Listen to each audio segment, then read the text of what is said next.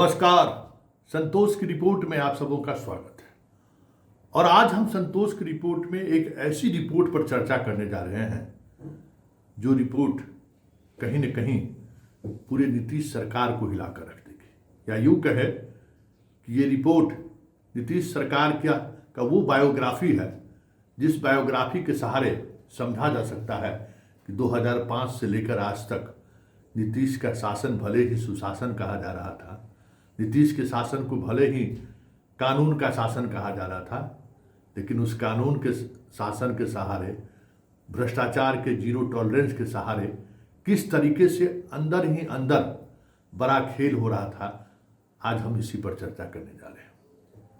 जरा इस तस्वीर को गौर से देखिए। ये जो तस्वीर है ना, शादी के मंडप की तस्वीर है और इसमें एक घेरा है। गौर से देखिए, ये ऋषुश्री है। बड़ी मुश्किल से ये तस्वीरें मिली हैं और ऋषुश्री की चर्चा हम आज इसलिए कर रहे हैं कि इस ऋषुश्री की वजह से आज पूरी नीतीश सरकार की साख दांव पर लगा हुआ है।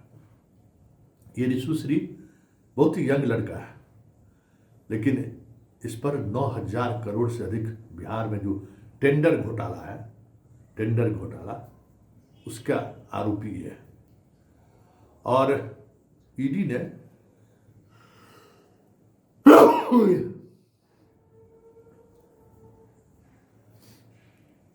ने इस पर एफआईआर दर्ज करने के लिए कई महीने पहले बिहार सरकार को पत्र लिख चुका है, बिहार सरकार के पुलिस डिपार्टमेंट को, लेकिन आज तक इस पर एफआईआर दर्ज नहीं हुआ है। पत्र आर्थिक अपराध इकाई को भेजा गया था, लेकिन इनसे जुड़ा हुआ मामला पहले से विशेष विजिलेंस इकाई, स्पेशल विजिलेंस यूनिट इकाई में दर्ज था, संजीव हंस वाले मामले में। इसलिए इकोनॉमिक ऑफेंस ने, क्योंकि ऋषुश्री उसी मामले से जुड़ा हुआ था, तो वहाँ भेज दिया गया। उस पत्र पर महाधिवक्ता की भी सहमति हो गई कि इस पर एफआईआर दर्ज किया जाए, लेकिन अभी तक पंकज दरार साहब इस पर एक्शन नहीं लिए।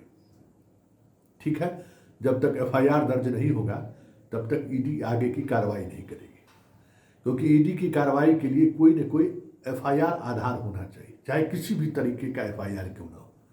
ईडी के कामकाज करने का जो लीगल प्रोसेस है, उस प्रोसेस में ये प्रावधान बनाकर रखा गया है।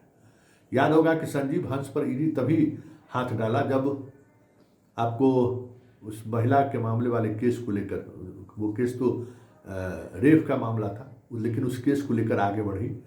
और उसके बाद जो मतलब आय से अधिक संपत्ति या अवैध तरीके से संपत्ति अर्जित करने का फैक्ट जैसे ही सामने आया, कहीं न कहीं आपने देखा होगा कि इकोनॉमिक ऑफेंस के सहारे या विशेष स्पेशल विजिलेंस यूनिट में पहले एफआईआर दर्ज हुआ, और जैसे ही एफआईआर दर्ज हुआ कार्रवाई तेज हो गई, और कार्रवाई तेज हुई तो कई जगह रेड हुए। और उस रेड में एक बात सामने आई कि एक ऋषुश्री नाम का एक व्यक्ति है जो इस पूरे खेल में टेंडर मैनेज का काम करता है, और वो वही अधिकारियों के सहारे सारी चीज़ें वो डील कराता है। उसके बाद ऋषुश्री से ईडी ने पूछताछ भी की थी उस दौरान संजीव हंस मामले में, लेकिन गिरफ्तार तो कर नहीं सकते थे कुछ, क्योंकि अलग से इंडिपेंडेंट, क्योंकि सारे खेल के पीछे वो एक बड़ा खेल का कह सकते हैं कि मास्टरमाइंड के रूप में ईडी को कहीं कहीं लगा कि ये एक अलग से एफआईआर इस पर होनी चाहिए। अभी जो हाल के दिनों में जो ईडी ने रेड किया था, उस रेड में स्वास्थ्य विभाग, वित्त विभाग, परिवहन, पथ निर्माण विभाग, आपको भवन निर्माण विभाग, सारे विभागों के अधिकारियों के यहाँ उसने रेड किया। लगभग 11 करोड़ रुपया कैश मिला, जिसमें सबसे ज़्यादा भवन निर्माण विभाग के इंजीनियर के यहाँ से कैश मिला। खैर, हमने खबर चलाई थी कि जो लोग रिटायर्ड हो गए हैं उसको फिर से पद पर बनाए रखने का मतलब क्या है? क्या यही तारनी, घर घर में तारनी पैदा करना चाहते हैं? चलिए, हमारी इस खबर के बाद सरकार ने सारे जल संसाधन पर भी हमने सवाल खड़ा किया था। सारे के सारे ऐसे अभियंता, इंजीनियर जो जिनको एक्सटेंशन दिया गया था, सेवानिवृत्ति के बाद बनाए रखा गया था, उसको हटा दिया है।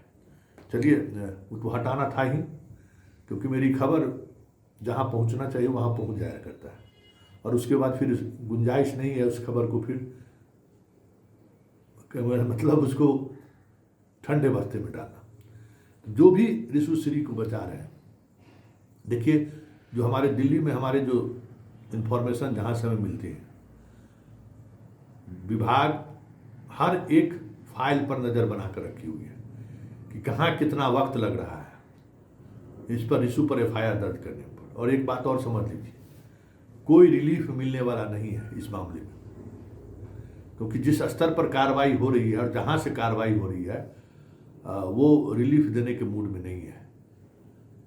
भले आप ताथैया ताथैया ताथैया जितना आप कथक नृत्य कर दीजिए, जितना जो कुछ करना है कर दीजिए, मतलब लेट जाइए, जो कुछ कर लीजिए, जो हमें जानकारी है फिलहाल राहत मिलने वाली नहीं है। क्योंकि जो उनका गेम प्लान है ना, वो गेम प्लान सिर्फ सरकार ही नहीं है, आगे का भी गेम प्लान है कि पूरी ब्यूरोक्रेसी पर जब तक कमान नहीं होगा तब तक नीतीश कमज़ोर नहीं होंगे। इसलिए अभी ब्यूरोक्रेसी पर कमान तभी होगा जब इस तरीके के जितने लोग हैं वो सब ईडी के शिकंजे पे नहीं आ जाते हैं। ईडी के शिकंजा पर लाने को लेकर ये सारी कवायद है। इसलिए जो कोई भी फाइल रोक रहे हैं और जिस स्तर पर रोक रहे हैं, ये तय मानिए आज न कल तो आपको एफआईआर दर्ज कर दी ही कर दी है। और एफआईआर दर्ज हुआ तो वो सारे अधिकारी जांच के दायरे में आएंगे जो ऋषुश्री के फाइल को दबा कर रखे हुए हैं। और हमें लगता है कि अब जो बात बहुत आगे निकल चुकी है, इसलिए अब दबाने की जरूरत नहीं है। अब जो होगा सो छोड़ दीजिए, ईश्वर पर छोड़ दीजिए, चित्रगुप्त महाराज पर छोड़ दीजिए। अब जो करेंगे चित्रगुप्त महाराज करेंगे, भगवान करेंगे। देवता चित्रगुप्त महाराज है ना भाई, वही खाता मैनेज करते आए, वही खाता कहना भगवान है, कर देंगे मैनेज। एक बार धूमधाम से चित्रगुप्त पूजा कर देना, बात खत्म। भगवान पर छोड़ दीजिए, नीचे जमीन पर अब कोई बचाने वाला नहीं है। जो स्थिति है उसमें अब कहीं से भी कोई रिलीफ मिलता हुआ हमको दिख नहीं रहा है, क्योंकि सरकार साथ में है ही। चुनाव में अभी भी 4-5 महीने का वक्त है, उससे पहले बहुत तरीके का नियंत्रण चाहने वाले लोग भरोसा नहीं कर रहा है इस टीम पे। और क्योंकि भाई यही टीम है ना कि तेजस्वी के यहाँ गुलदस्ता लेकर पहुंच गए थे। जैसे ही लगा कि नीतीश सरकार में अब नहीं है, नहीं बनने वाली है नीतीश की सरकार, तो लेकर चले गए थे तेजस्वी के यहाँ गुलदस्ता लेकर। तो वो इंफॉर्मेशन रखने में उस मास्टर माइंड है भाई, उसके पास सब तरह की इंफॉर्मेशन रहते हैं। और एक और बात जो ईडी के निशाने पर है, ऋषुश्री के सहारे जल संसाधन विभाग में 2 कंपनी को लगभग 8.9%, 8.7% एवब में टेंडर दिया गया है।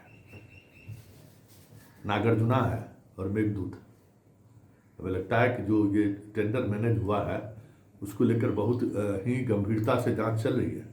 और उस जांच में मेघा है कंपनी, जिसको 8.9% एवब में आप लोग टेंडर दिए।